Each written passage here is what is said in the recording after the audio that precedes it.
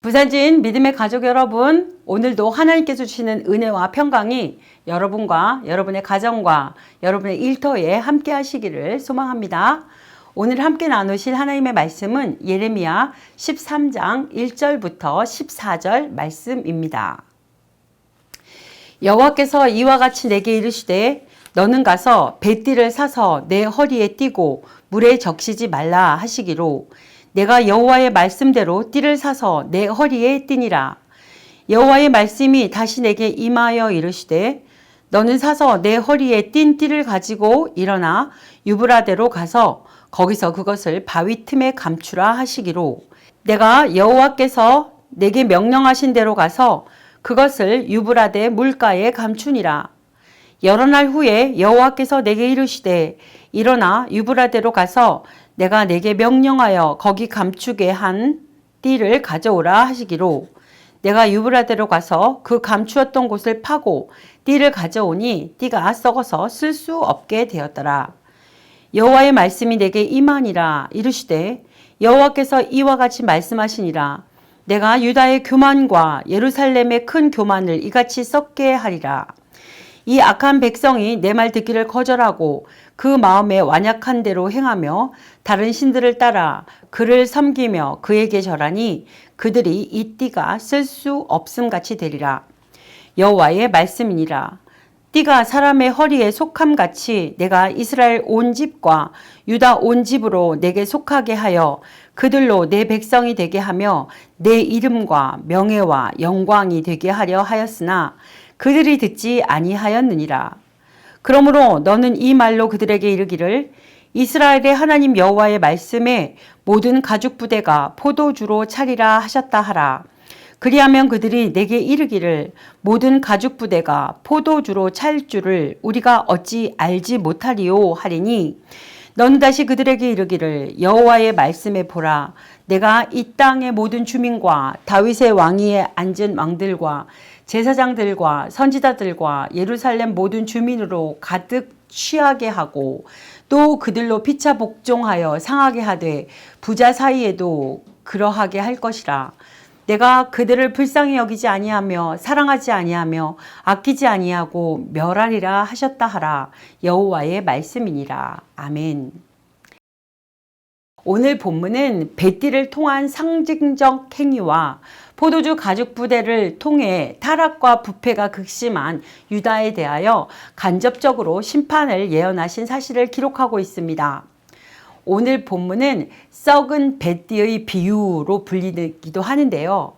그 중에서도 1절부터 7절 말씀까지는 뱃띠에 관련된 예레미야를 향한 하나님의 일련의 명령을, 그리고 8절부터 11절 말씀은 뱃띠에 관련한 하나님의 설명을 기록하고 있습니다. 좀 더 자세히 1절부터 7절에 보게 되면 하나님은 뱃띠에 관련하여 예레미야를 향해 아무런 설명도 없이 그저 3번에 걸쳐 명령을 주셨습니다. 그 명령을 차례로 살펴보면 첫째는 1절에 뱃띠를 사서 허리에 띠고 물에 두지 말라는 것이었습니다. 두 번째 명령은 4절에 허리에 띈 띠를 가지고 일어나 유브라데로 가서 거기서 그것을 바위 틈에 감추라는 것이었습니다. 마지막 세 번째 명령은 여러 날 후에 다시 유브라데로 가서 거기 감춘 그 띠를 가져오라는 것이었습니다. 여러분, 예레미야는 이 하나님의 명령에 어떻게 반응하였습니까? 그는 하나님의 명령에 아무런 질문이나 이의 제기 없이 그대로 복종하였습니다. 우리가 예레미야처럼 하나님으로부터 명령을 받았다고 생각해 볼 때 과연 예레미야처럼 아무런 질문이나 이의 제기 없이 그대로 순종할 수 있을까요? 하나님께서 예레미야에게 주신 명령은 그 하나하나가 도저히 이해하기 어려운 명령이었습니다. 하나님의 명령 가운데 뱃띠를 사는 것은 그다지 어려운 일이 아닐 수 있지만 그것을 유브라데로 가지고 가서 그것을 바위 틈에 감추고 다시 찾아오는 것은 여러분, 예루살렘에서부터 유브라데까지는 무려 1000km 내지 1200km가 된다는 점을 감안해 볼 때 그러한 명령에 아무런 질문이나 의제기 없이 그대로 순종한다는 것은 절대 쉬운 일이 아닐 것입니다. 하지만 예레미야는 이해할 수도 없는 명령을 거듭하여 받았지만 아무런 질문이나 의제기 없이 명령을 받은 즉시 그대로 복종하였습니다. 그것은 하나님의 명령은 절대자의 명령으로서 명령을 받은 자의 측면에서 취해야 할 태도입니다. 참으로 예레미야는 하나님과의 관계에서 취해야 할 태도가 무엇인지 바르게 알고 있는 사람이었습니다. 하나님의 명령에 대하여 예레미야가 이처럼 온전히 순복할 수 있었던 것은 하나님 앞에서 자기를 주장하는 자세를 포기했기 때문입니다. 그는 하나님의 명령 앞에서 자기의 의지를 굴복시키고 하나님의 명령을 받자마자 그대로 복종하였던 것이죠.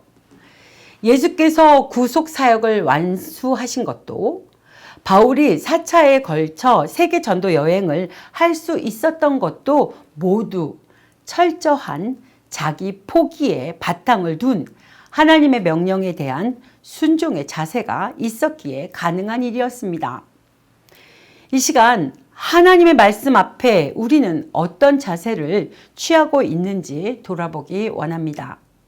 진정 말씀에 순종하고 수고와 희생을 감수하고라도 하나님의 말씀에 순종했는지를 생각해 보는 시간이 되기를 소망합니다. 여러분, 예레미야와 같이 하나님을 진정으로 신뢰하며 하나님의 모든 명령에 그대로 순종했던 복된 믿음의 사람들과 같이 하나님 앞에서 온전한 복종의 삶을 사실 수 있기를 소망합니다. 12절 말씀입니다. 그러므로 너는 이 말로 그들에게 이르기를 이스라엘 하나님 여호와의 말씀에 모든 가죽 부대가 포도주로 차리라 하셨다 하라. 그리하면 그들이 내게 이르기를 모든 가죽 부대가 포도주로 찰 줄을 우리가 어찌 알지 못하리요 하리니. 아멘. 하나님께서는 예레미야에게 유대 백성들을 향하여 이스라엘의 하나님 여호와의 말씀에 모든 가죽 부대가 포도주로 차리라 하였다고 이르라고 지시하셨습니다. 그러면서 그리하면 유다 백성들이 예레미야에게 이르기를 모든 가죽 부대가 포도주로 찰 줄을 우리가 어찌 알지 못하리요 라고 말할 것이라고 말씀하셨습니다. 우리는 이 말씀을 통하여 하나님께서 사람들의 마음의 생각까지도 다 아시는 분이라는 사실을 새삼 확인할 수 있습니다. 그런데 우리는 여기서 하나님의 말씀에 대한 유다 백성들의 반응에 대해서 생각해 볼 필요가 있습니다.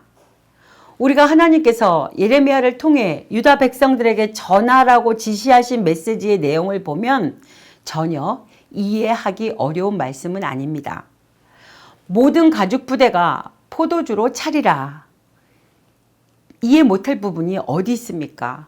그러므로 유대 백성들의 반응은 어쩌면 당연하게 보입니다. 포도 수확을 하고 포도주를 담그면 모든 가죽 부대에 포도주가 차는 것은 너무나 당연한 것입니다.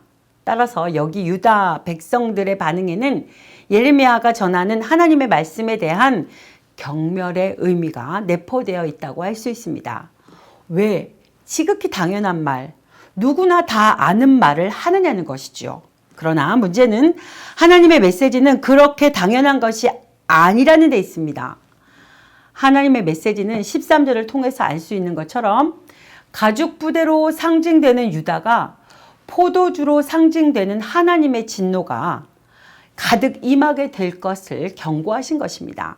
그런데 유다 백성들은 하나님의 메시지를 너무도 당연한 말씀으로만 받아들여 그 말씀을 경멸하고 말았던 것입니다.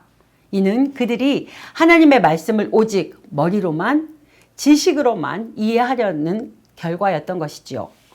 만일 그들이 하나님의 말씀을 가슴으로 받고 심령에 새기고 그들의 삶을 통해 헤아리려고 했다면 하나님께서 그들이 머리로만 이해하려는 것처럼 지극히 당연한 말을 하지 않았을 것이라는 깨달음이 있었을 것입니다.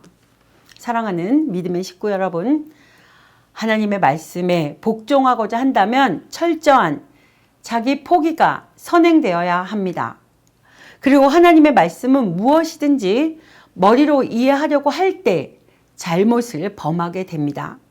하나님의 말씀은 머리가 아니라 가슴으로 받고 가슴으로 이해해야 합니다. 그래야 하나님의 말씀을 제대로 이해하고 순종할 수 있습니다.